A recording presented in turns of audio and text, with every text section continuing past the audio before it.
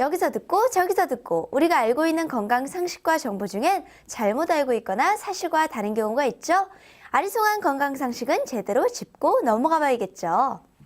원장님, 네. 자고 일어났을 때 허리가 아프거나 또 몸이 뻣뻣하다 이런 느낌이 들면 이게 강직성 척추염을 의심해 봐야 된다 이런 얘기를 들었어요. 예.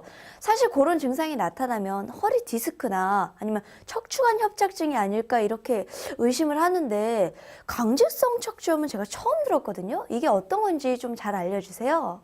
그 강직성 척추염은요. 네. 척추자가 들어가 있어서 네. 이제 디스크 쪽으로 착각하기가 쉬워요. 그리고 강직성 척추염 환자분들의 조사를 해보면요. 발병 초기에 디스크인 줄 알고 허리가 아프니까요.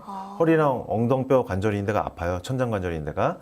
그러다 보니까 초반에 디스크인 줄 알고 또는 단순 요통인 줄 알고 지내다가 강직성 척추염으로 진단받게 된 경우가 많습니다. 그렇겠네요. 그러니까 그 차이점은요.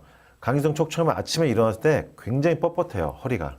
아침에요? 네, 아침에 일어났을 때. 그걸 조조강직이라고 그러는데 움직이면서 활동하다 보면 강직성 척추염은 부드러워지면서 편해져요.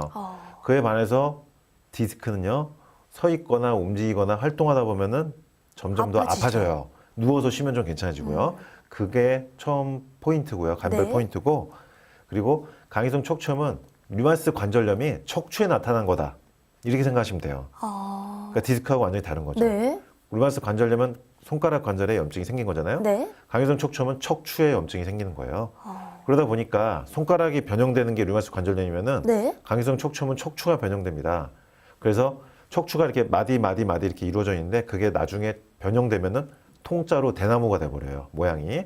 그래서 뱀부 스파인이라고 합니다. 대나무형 척추. 그렇군요. 디스크보다 훨씬 무서운 거예요. 네. 시간이 지나면서 진행되거든요. 그리고 혈액 검사를 해보면 HLA-B27이라고 하는 유전자가 양성으로 나와요. 그래서 이 양성이 나오는 걸 확인하고 HbA HLA-B27 이 한 번 들어서는 잘 모를 수 있어서 이것까지는 기억 안 하셔도 되는데 네. 검사 항목에 나오면은 보고 알 정도만 기억하시면 됩니다. 그렇군요. 이게 양성이면은 이제 강직성 척추염으로 확진이 되는 거고요. 네. 그래도 조기 진단, 조기 치료가 굉장히 중요한 거고 진행되지 않도록 하는 게 중요하다. 예, 진행이 되면 척추뼈가 변형되고 나중에 흉곽까지 올라오면요. 흉곽이 이렇게 오그라들면서 숨 쉬는 게 힘들어지고 더 진행되면 목까지 진행되면 좌우로 움직일 수가 없어요. 진짜 심각할 심각할 수 있네요. 있어요. 그래서 시간이 가면서 점점 진행되기 때문에 진행을 멈추는 것이 매우 중요한 치료입니다. 그렇군요. 네. 진행을 멈추면 또 그렇게 많이 가진 않네요. 그렇죠. 진행을 멈추면 염증 수치가 떨어지고 뱀부 스파인, 대나무형으로 변하는 게 중단되죠. 그렇군요. 그러면 더 이상 나빠지진 않죠. 그렇군요. 네. 위클리 건강 캠페인 유창길 원장님께서 자세히 설명해 주셨습니다.